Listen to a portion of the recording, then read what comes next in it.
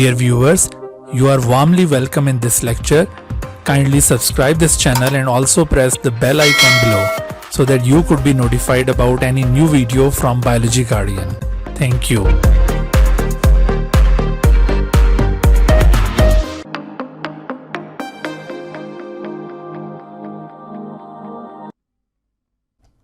बिस्मिल्लाहिर्रहमानिर्रहीम। रब्बिश्रह ली सदरी व यस्सिर ली अमरी वहलुल उक़दतम मिन लिसानी यफ़क़हू क़ौली। Hello, dear students. Welcome to lecture number 8 of chapter number 14 of NBF Biology second year. And today, we are going to discuss the respiratory pigments, that are hemoglobin and myoglobin. So, let's start the lecture. Respiratory pigments ये ऐसे compounds हैं जो respiratory gases यानी oxygen और carbon dioxide इनके साथ इनका concern होता है। स्पेशली ये ऑक्सीजन की स्टोरेज और ट्रांसपोर्ट के साथ कंसर्न है। Respiratory pigments are the compounds which are concern with storage and transport of oxygen.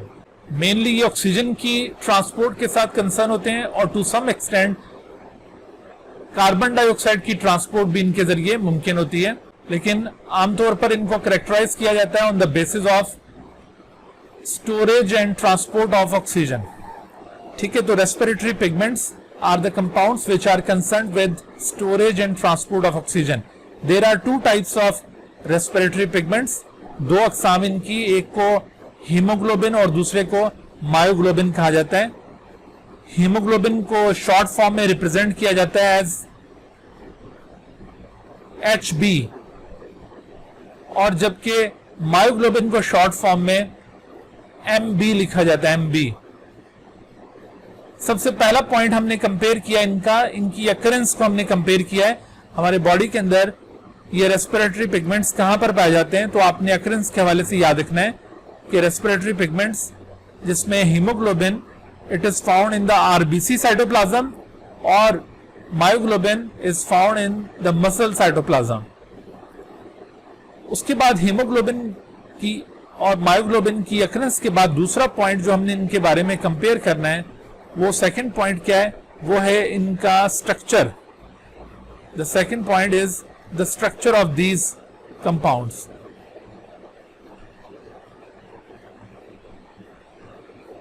Structure के साथ साथ इनकी कंपोजिशन की भी हम बात करेंगे। कंपोजिशन, तो स्ट्रक्चर और कंपोजिशन के लिहाज से अगर आप ये हीमोग्लोबिन और मायोग्लोबिन को कंपेयर करें तो आप देखेंगे कि RBC के साइटोप्लाज्म में पाए जाने वाले ये हीमोग्लोबिन मॉलिक्यूल बेसिकली ये ग्लोब्यूलर प्रोटीन्स हैं और 4 पॉलीपेप्टाइड पर मुश्तमिल ये मॉलिक्यूल होता है। Each polypeptide is present in the form of a globule. इस तरह से हर एक पॉलीपेप्टाइड एक ग्लोब्यूल की फॉर्म में पाई जाती है। Total 4 polypeptides and each polypeptide is present in the form of globule. तो इस तरह से एक ग्लोब्यूलर स्ट्रक्चर फॉर्म होता है, complex globular structure, and this complex globular structure is called quaternary structure. तो आपने स्ट्रक्चर के लिहाज से और कंपोजिशन के लिहाज से क्या क्या यहां पे एक्सप्लेन करना है। सबसे पहली चीज के it consist of 4 polypeptides, 4 polypeptides हैं,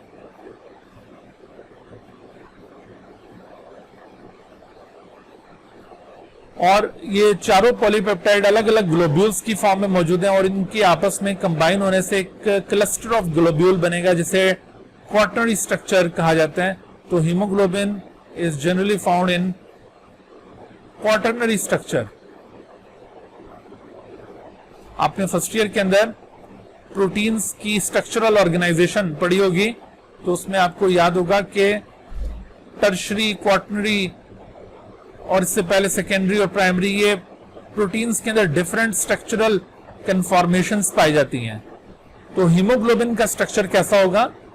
हीमोग्लोबिन बेसिकली ये क्वाटर्नरी स्ट्रक्चर रखने वाले प्रोटीन मॉलिक्यूल्स हैं और हर एक हीमोग्लोबिन मॉलिक्यूल 4 पॉलीपेप्टाइड पर मुश्तमिल है और हर एक पॉलीपेप्टाइड एक ग्लोब्यूल की फॉर्म में मौजूद है और इस ग्लोब्यूलर स्ट्रक्चर के साथ एक अदद हेम ग्रुप भी मौजूद होता है। यहां पर ये एक एक्स्ट्रा स्ट्रक्चर यहां पे शो करें, हेम ग्रुप इसे कहा जाता है। तो ये चारों पॉलीपेप्टाइड के ग्लोब्यूल्स के साथ एक एक हेम पोर्शन मौजूद है।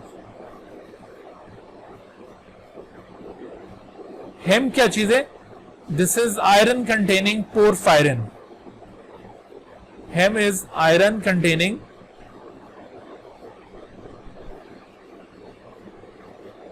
Porphyrin ring.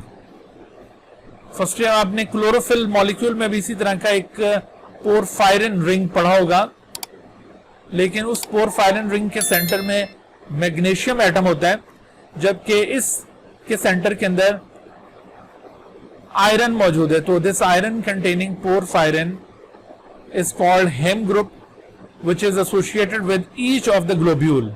तो ये जो चारों ग्लोब्यूल्स हैं सबके साथ एक एक हेम ग्रुप मौजूद है। So can you explain the structure of haemoglobin now? आपने कहना है कि haemoglobin consist of 4 polypeptides. Each polypeptide is present in the form of globule. Each globule also has a hem group along with it, and by the interaction of all the 4 globule, the quaternary structure is established. So hemoglobin is found in the quaternary structure. तो ये हमने haemoglobin का structure और composition explain कर दी। अब आइए जरा myoglobin को देख लें। तो मायोग्लोबिन जो कि मसल सेल्स के अंदर पाए जाने वाली एक प्रोटीन है, ये भी एक रेस्पिरेटरी पिगमेंट है, but this respiratory pigment consist of only single polypeptide. It consist of single polypeptide. Haemoglobin के बरक्स यहां पर आपको सिर्फ एक ही पॉलीपेप्टाइड मिलेगी, and this single polypeptide also exist in globular structure. This single polypeptide also exists in globular structure. इस तरह से एक ग्लोब्यूल बना हुआ है, and there is only one hem group is associated with this globule. सिर्फ आपको एक ही हेम ग्रुप यहां पे नजर आएगा। तो आपने नोट किया कि ये जो मायोग्लोबिन है सिंगल पॉलीपेप्टाइड पर चूंकि मुश्तमिल है, और इसका स्ट्रक्चर सिर्फ ये एक ग्लोब्यूल पर कंसिस्ट कर रहा है। इस वजह से ऐसे स्ट्रक्चर को आप क्वाटरनरी स्ट्रक्चर नहीं कह सकते, बल्कि आप ऐसे स्ट्रक्चर को क्या कहेंगे? ऐसे स्ट्रक्चर को आप कहेंगे टर्शरी स्ट्रक्चर। तो ये मायोग्लोबिन टर्शरी स्ट्रक्चर में पाए जाने वाली एक प्रोटीन है। Tertiary structure, it exist in tertiary structure. ठीक है बेटा, तो ये बात आपको क्लियर हो गई। मायोग्लोबिन का स्ट्रक्चर एक्सप्लेन कैसे करेंगे? Myoglobin consists of single polypeptide. That single polypeptide exists in the form of globule, and there is only one hem group attached with this globule. So myoglobin is found in tertiary structure. चूंकि एक globule है तो इस वजह से tertiary, और अगर एक से ज्यादा ग्लोब्यूल हो तो वो क्वाटरनरी स्ट्रक्चर होता है।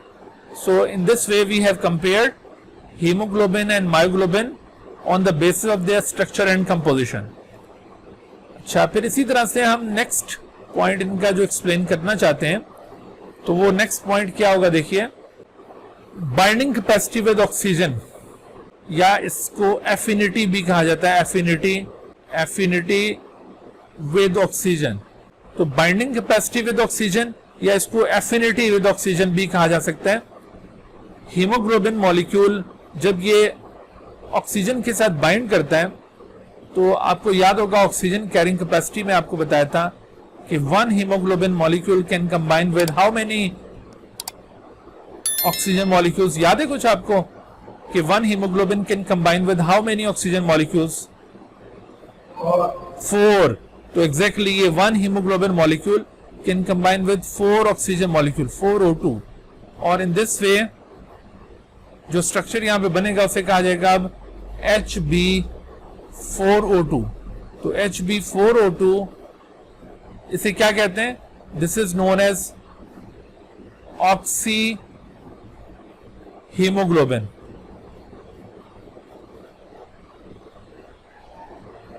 ऑक्सी हीमोग्लोबिन ये कहलाएगा। और इसके मुकाबले में myoglobin when combines with oxygen, तो मायोग्लोबिन चूंकि एक सिंगल पॉलीपेप्टाइड पर मुश्तमिल है, और उसके पास एक ही आयरन कंटेनिंग पोरफायरिन रिंग है जिसे हेम ग्रुप कहा जाता है, लिहाजा मायोग्लोबिन सिर्फ एक ऑक्सीजन मॉलिक्यूल को अपने साथ अटैच कर सकता है। Myoglobin can attach with only single oxygen molecule. और इस तरह से जो स्ट्रक्चर यहाँ पे बनेगा वो बनेगा, जो मॉलिक्यूल अब बनेगा वो MbO2। Now this is called MbO2। इसे क्या कहते हैं? This molecule is known as oxymyoglobin. Oxymyoglobin.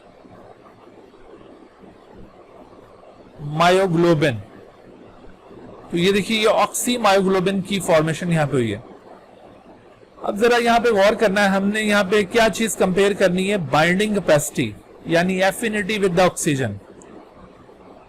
तो ये जो हीमोग्लोबिन मॉलिक्यूल 4 ऑक्सीजन को अपने साथ अटैच करता है ना, तो इसमें जो पहला ऑक्सीजन इसके साथ बाइंड करेगा उसको बाइंड करने में कदरे डिफिकल्टी होगी। लेकिन जब ये पहला ऑक्सीजन मॉलिक्यूल हीमोग्लोबिन के साथ बाइंड कर जाता है तो haemoglobin comes in favourable position for binding with other oxygen molecule. याद रखो बेटे कि हीमोग्लोबिन के साथ 4 ऑक्सीजन मॉलिक्यूल बाइंड कर सकते हैं ना, लेकिन जब एक ऑक्सीजन इसके साथ बाइंड कर जाता है तो एक ऑक्सीजन मॉलिक्यूल के बाइंड करने के बाद हीमोग्लोबिन का जो स्ट्रक्चर है ना, जो उसकी कन्फॉर्मेशन है, वो कुछ इस तरह से हो जाती है कि अब एक ऑक्सीजन उसके साथ जब बाइंड कर गया है तो बाकी ऑक्सीजन के बाइंड करने के लिए वो ज्यादा फेवरेबल हो गया है। पहला जो ऑक्सीजन था ना, उसको बाइंड करने में थोड़ी सी डिफिकल्टी हुई थी, लेकिन अब वो एक ऐसी स्टेट में आ गया है after the binding with the first oxygen molecule कि अब बकाया जो ऑक्सीजन मॉलिक्यूल्स हैं वो ज्यादा क्विकली उसके साथ बाइंड कर सकेंगे। ये बिल्कुल ऐसे ही है जैसे पहाड़ पर चढ़ते हुए अगर एक टीम ऊपर पहाड़ पर चढ़ने की कोशिश कर रही है तो पहला शख्स जो ऊपर चढ़ जाएगा और अपने साथ रस्सा ले जाएगा, उसको चढ़ने में थोड़ी सी डिफिकल्टी होगी, लेकिन एक दफा अगर वो ऊपर चढ़ गया टॉप के ऊपर और वहां से वो रस्सा जब नीचे फेंकेगा तो बाकी लोग वो रस्से को पकड़कर बसानी ऊपर चढ़ना शुरू हो जाएंगे। तो जिस तरह से आप देख रहे हैं ना कि वो पहाड़ पर चढ़ते हुए पहले शख्स को डिफिकल्टी फेस करनी पड़ी और बाकी लोग अब कदरे आसानी से ऊपर चढ़ पाएंगे, बिल्कुल इसी तरह से हीमोग्लोबिन के साथ पहला ऑक्सीजन जब बाइंड करता है तो उसको बाइंड करने में थोड़ा सा डिफिकल्टी फेस करनी पड़ती है, यानी हीमोग्लोबिन की पहले ऑक्सीजन मॉलिक्यूल के साथ एफिनिटी थोड़ी सी कम होती है, लेकिन जब पहला ऑक्सीजन इसके साथ बाइंड कर जाता है तो हीमोग्लोबिन कुछ ऐसी स्टेट में आ जाएगा कि इसके साथ आप बकाया ऑक्सीजन मॉलिक्यूल इजीली बाइंड कर सकेंगे और यूं ये ऑक्सी हीमोग्लोबिन या Hb4O2 इजीली फॉर्म हो जाएगा। लेकिन इसके मुकाबले में मायोग्लोबिन चूंकि एक ही ऑक्सीजन को अपने साथ बाइंड करवाता है तो ये एक ही ऑक्सीजन को अपने साथ इजीली बाइंड करवा लेता है, यानी जितनी भी डिफिकल्टी फेस करनी पड़ती है इस पहले वाले ऑक्सीजन को, और चूंकि एक ने ही बाइंड करना होता है तो इसी को फेस करनी पड़ेगी और ये इस तरह इसके साथ अटैच होएगा। तो अगर कंपेयर किया जाए कि किस मॉलिक्यूल में ऑक्सीजन के साथ बाइंड करने की सलाहियत ज्यादा है तो आपको क्या महसूस हुआ है? ये जो अभी तक मैंने डिस्कशन आपसे किया, आपको क्या लगा कि हीमोग्लोबिन ज्यादा क्लोज एफिनिटी रखता है उसके साथ बाइंड करने के लिए, या मायोग्लोबिन ऑक्सीजन के साथ बाइंड करने के लिए ज्यादा क्लोज एफिनिटी शो कर रहा है? ज्यादा सलाहियत आपको किस में नजर आ रही है? आपकी आवाज थोड़ी कम आ रही है। तो एक्चुअली बेटा ये मायोग्लोबिन में ज्यादा एफिनिटी होगी। Myoglobin shows more affinity with the oxygen. ये यहाँ पे जो सारा डिस्कशन किया है ये इस बात को समझाने के लिए किया है कि actually myoglobin has more affinity with oxygen, has more affinity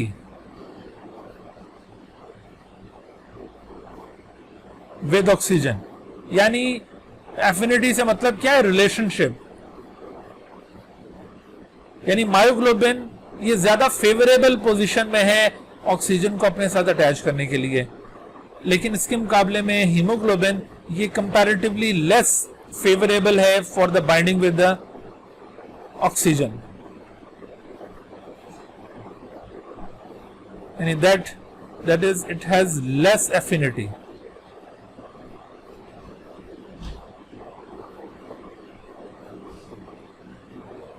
और इसी वजह से देखो यहां पर एफिनिटी कम है ना, तो ऐसी सूरत में oxy haemoglobin can be dissociated eight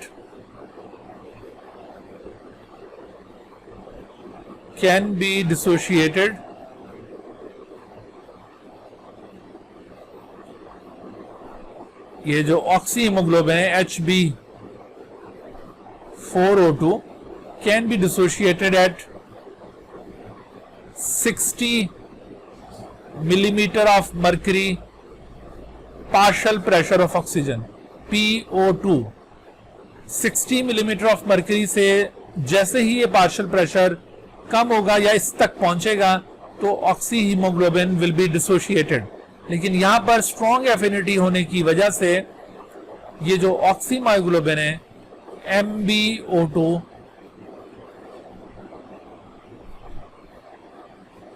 will be dissociated, it will be dissociated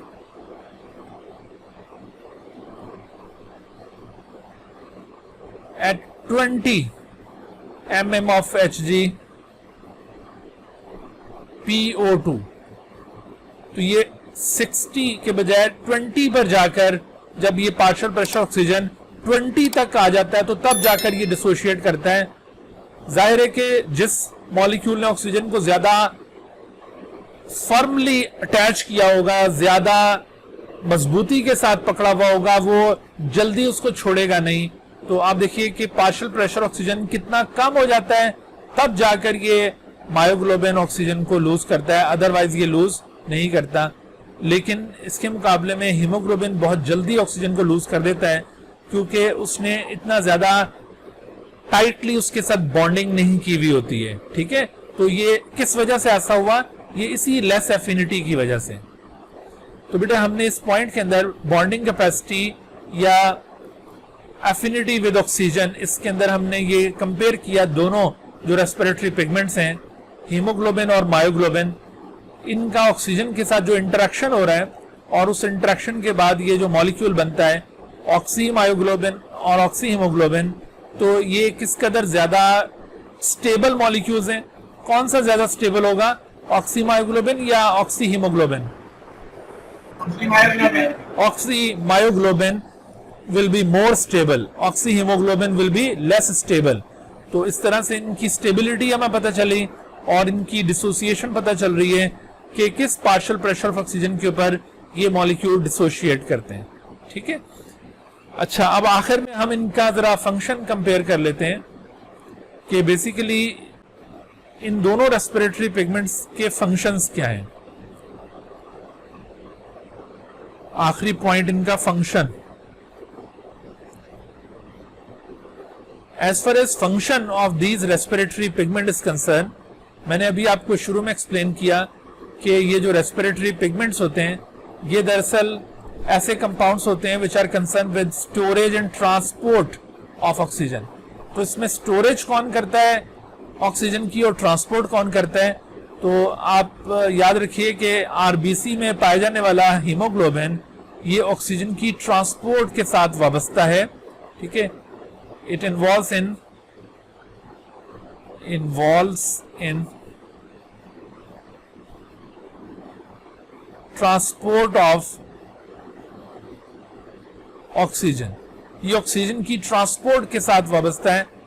oxygen haemoglobin के साथ अटैच होकर बॉडी के अंदर सर्कुलेट करती है from lungs to tissue bed, और टू सम एक्सटेंट ये ऑक्सीजन की ट्रांसपोर्ट के साथ साथ ये कार्बन डाइऑक्साइड की ट्रांसपोर्ट भी करता है। It involves in transport of oxygen and to some extent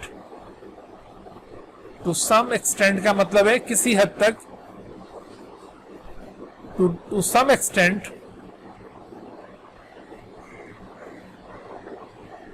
transport of CO2। तो कुछ हद तक ये CO2 की ट्रांसपोर्ट के साथ भी कंसर्न है। ठीक है जी, तो ये बात आपको क्लियर हो गई कि what is the function of haemoglobin? It involves in the transport of oxygen mainly and but to some extent it is also concern with the transport of carbon dioxide. ठीक है जी, और इसके मुकाबले में आप देखेंगे कि ये जो मायोग्लोबिन मॉलिक्यूल है which is found in the muscle cells. It is involved in